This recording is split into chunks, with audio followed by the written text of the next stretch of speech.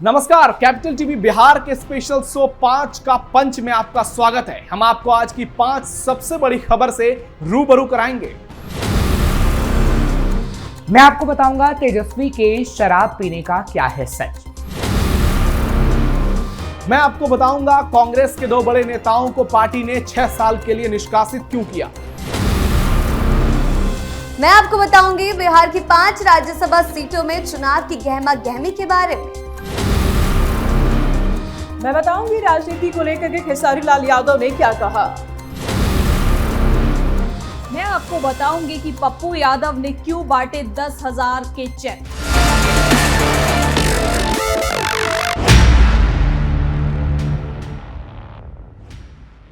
NDA के घटक दल के विधायक ने मांग की है कि शराबबंदी कानून की समीक्षा की जाए। इस पर सियासत हो रही है।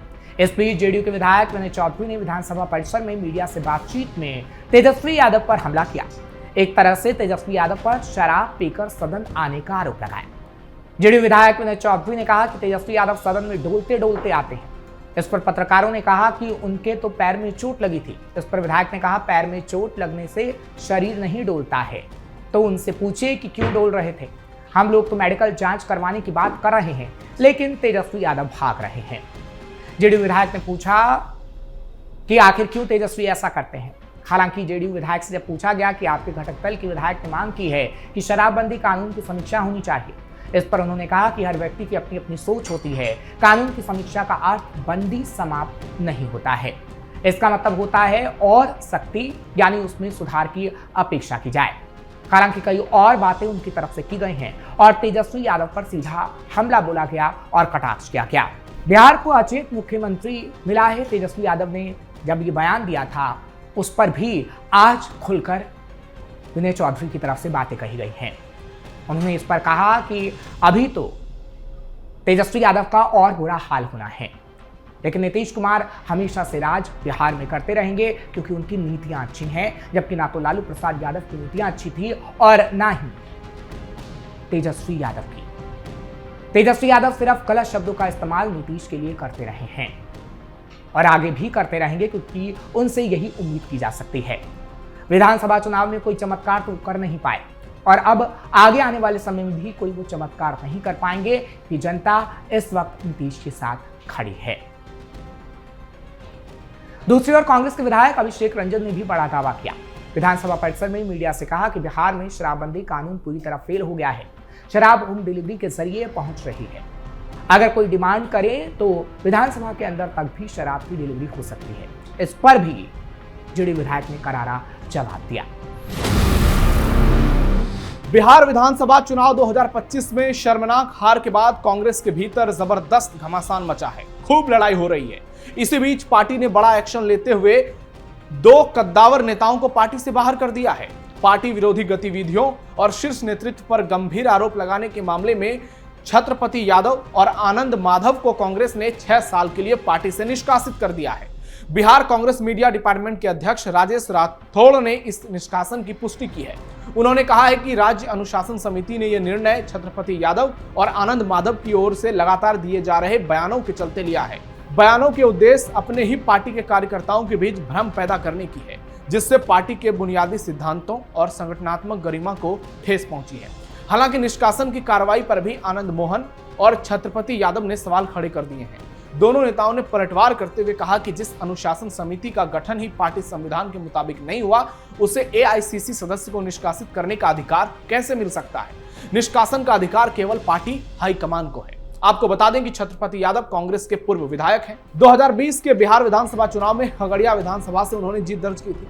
वो बिहार के दिग्गज नेता राजेंद्र प्रसाद यादव के बेटे हैं, लेकिन 2025 चुनाव में उन्हें टिकट नहीं मिला था, जबकि आनंद माधव रिसर्च विंग के पूर्व चेयरमैन और पार्टी प्रवक्ता के पद पर रह चुके हैं। चुनाव में कांग्रेस की हार के बाद छत्रपति यादव और आनंद माधव का दावा था कि चुनाव में पार्टी के टिकट बेचे गए थे। उम्मीदवारों को चुनने में पिक एंड चूज तरीका अपनाया गया था और इसके बाद कांग्रेस में खूब बवाल था। खबरों में बात करते हैं। निर्वाचन आयोग ने बिहार समेत 10 राज्यों की 37 राज्यसभा सीटों पर 16 मार्च को चुनाव कराने की घोषणा कर दी है। बिहार की 5 सीटों पर होने वाले इस चुनाव में 4 सीटों पर एनडीए की बढ़त मानी जा रही है, जबकि 5वीं सीट पर संख्या बल, गठबंधन राजनीति और छोटे दलों की भूमिका मुकाबले को बेहद दिलचस्प बना सकती है। इस चुनाव में जिन सांसदों का कार्यकाल खत्म हो रहा है उनमें राज्यसभा के उपसभापति हरिवंश, केंद्रीय मंत्री रामनाथ ठाकुर, राजद के अमरेंद्रधारी सिंह और प्रेमचंद गुप्ता तथा रालोमो के उपेंद्र कुशवाहा शामिल हैं। चुनाव कार्यक्रम के अनुसार 26 फरवरी को अधिसूचना जारी होगी, 5 मार्च तक नामांकन दाखिल होंगे और 16 मार्च को मतदान होगा। विधानसभा के मौजूदा समीकरणों को देखें तो राष्ट्रीय जनतांत्रिक गठबंधन यानी कि एनडीए 4 सीटों पर बढ़त बनाए हुए है। भारतीय जनता पार्टी की कोई सीट खाली नहीं हो रही, लेकिन वो अतिरिक्त सीट जीतने की स्थिति में है। वहीं जनता दल यूनाइटेड की 2 सीटें खाली हो रही है, जिन्हें वो अपने संख्या बल के आधार पर सुरक्षित कर सकता है। इससे ऊपरी सदन राज्यसभा में एनडीए की ताकत और बढ़ सकती है। सियासी गलियारों में सबसे ज्यादा चर्चा आरएलएम अध्यक्ष उपेंद्र कुशवाहा की सीट को लेकर है। चर्चा है कि लोजपा आर के मुखिया चिराग पासवान अपनी मां रीना पासवान को राज्यसभा भेजने के लिए अड़ सकते हैं, क्योंकि चिराग की पार्टी के पास अब 19 विधायक की ताकत है। ऐसे में एनडीए के अंदर सीट शेयरिंग का फॉर्मूला काफी अहम होगा। अगर चिराग अपनी मांग पर कायम रहते हैं तो उपेंद्र कुशवाहा के लिए दोबारा सदन पहुंचना एक बड़ी चुनौती साबित हो सकता है और सबसे दिलचस्प मुकाबला 5वीं सीट को लेकर माना जा रहा है। आपको बता दें, बिहार विधानसभा में विपक्ष में सबसे ज्यादा विधायक आरजेडी के पास हैं, लेकिन जीत के लिए उसे सहयोगियों के समर्थन की जरूरत पड़ेगी।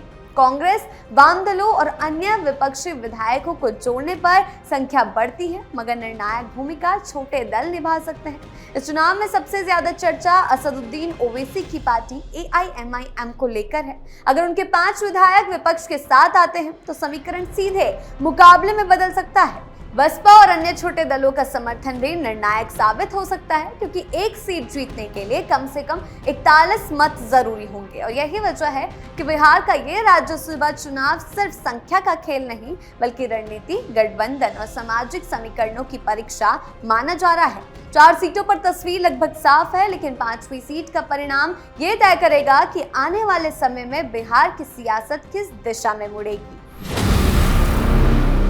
भोजपुरी सिनेमा के सुपरस्टार खेसारी लाल यादव ने राजनीति में एंट्री को लेकर चल रही सभी अटकलों पर साफ साफ विराम लगा दिया है।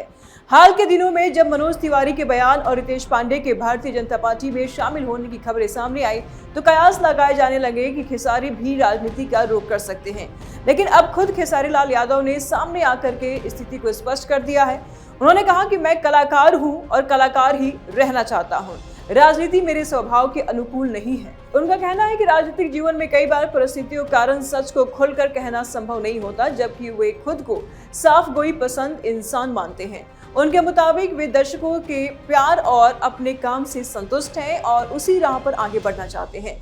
निजी जीवन से जुड़े विवादों पर भी उन्होंने संयमित प्रतिक्रिया दी। अक्षरा सिंह और ज्योति सिंह से जुड़े मामलों पर उन्होंने कहा कि यह विषय न्यायालय में विचाराधीन है, इसलिए सार्वजनिक टिप्पणी करना उचित नहीं होगा।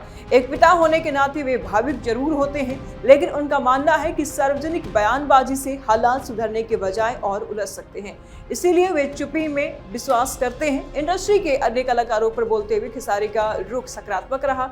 पवन सिंह और वैभव सूर्यवंशी का जिक्र करते हुए उन्होंने कहा कि जो भी कलाकार भोजपुरी सिनेमा, बिहार और झारखंड का नाम रोशन कर रहा है वह सम्मान का हकदार है। उनके अनुसार कला की दुनिया में प्रतिस्पर्धा हो सकती है, लेकिन आपसी सम्मान सबसे ज्यादा जरूरी है। किसी एक की सफलता दूसरे की हार नहीं होती, बल्कि पूरी इंडस्ट्री की उपलब्धि होती है। राजनीतिक बयानों पर प्रतिक्रिया देते हुए उन्होंने तेज प्रताप यादव के संदर्भ में कहा कि लोकप्रियता स्थायी नहीं होती, समय के साथ चेहरे बदलते रहते हैं। आज जो शिखर पर है कल कोई और हो सकता है, यही जीवन और प्रकृति का नियम है, इसलिए स्टारडम को लेकर किसी भी तरह का अहंकार ठीक नहीं। बिहार में मटन चिकन बिक्री पर रोक या शराबबंदी की समीक्षा जैसे मुद्दों पर उन्होंने साफ कहा कि ये प्रशासनिक विषय है और इन पर निर्णय और समीक्षा का अधिकार सरकार के पास है। एक कलाकार के तौर पर वे सामाजिक मुद्दों को समझते जरूर है, लेकिन नीतिगत फैसलों में दखल देना उनका काम नहीं है। कुल मिलाकर के खेसारी लाल यादव ने स्पष्ट कर दिया है कि उनका फोकस सिर्फ और सिर्फ मनोरंजन की दुनिया पर है। वे राजनीति की चर्चाओं से दूर रहकर अपने दर्शकों के लिए काम करना चाहते हैं। उनका संदेश साफ है कि वे मंच में ज्यादा बेहतर दिखते हैं, मंच के कलाकार है, सत्ता के खिलाड़ी नहीं। बिहार के कटिहार जिले में हुए भीषण अग्निकांड ने सैकड़ों दुकानों की जिंदगी उजाड़ दी। आग की इस घटना में करीब 500 दुकानें जलकर राख हो गई, जिससे छोटे व्यापारियों और दुकानदारों को करोड़ों रुपए का नुकसान हुआ और कई परिवारों की रोजी रोटी छिन गई। इस घटना के बाद पूर्णिया से निर्दलीय सांसद पप्पू यादव पीड़ितों के बीच पहुंचे और उन्होंने आर्थिक सहायता देकर राहत पहुंचाने की कोशिश की। पप्पू यादव ने प्रभावित दुकानदारों को नगद और चेक देकर मदद की है। उन्होंने कुछ पीड़ितों को 10,000 रुपए के चेक और साथ ही छोटे दुकानदारों को 5,000 रुपए नगद भी दिए। पप्पू यादव ने कहा कि ये मदद उनके सहयोगी और जान पहचान के लोगों के द्वारा जुटाई गई है। साथ ही पप्पू यादव ने सरकार पर भी सवाल उठाए और कहा कि आपदा के समय पीड़ितों की मदद करना सरकार की जिम्मेदारी होती है, लेकिन प्रशासन की ओर से कोई सहायता नहीं मिली। उन्होंने ये भी मांग की कि आग से प्रभावित दुकानदारों की बैंक EMI कुछ महीनों के लिए रोक दी जाए। साथ ही उन्होंने दोबारा कारोबार शुरू करने के लिए उनको कहीं ना कहीं सरकारी समय और सहायता भी दी जाए। अग्निकांड के बाद स्थानीय लोगों ने दमकल व्यवस्था और प्रशासनिक तैयारियों पर भी सवाल खड़े कर दिए हैं। लोगों का कहना है कि अगर समय पर दमकल की गाड़ियां और राहत पहुंचती तो नुकसान कम हो सकता था। यानी कि इस घटना ने एक बार फिर आपदा प्रबंधन और सरकारी राहत व्यवस्था पर बहस को छेड़ दिया है। पीड़ित दुकानदार सरकार से मुआवजा और पुनर्वास की मांग कर रहे हैं ताकि वो फिर से अपने जीवन और कारोबार को पटरी पर ला सके। कटिहार अग्निकांड ने प्रशासनिक व्यवस्था और जनप्रतिनिधियों की जिम्मेदारी को लेकर गंभीर सवाल खड़े कर दिए हैं। तो फिलहाल के लिए आज के 5 के पंच में इतना ही। कल फिर मिलेंगे नई खबर के साथ। देखते रहिए कैपिटल टीवी बिहार। धन्यवाद।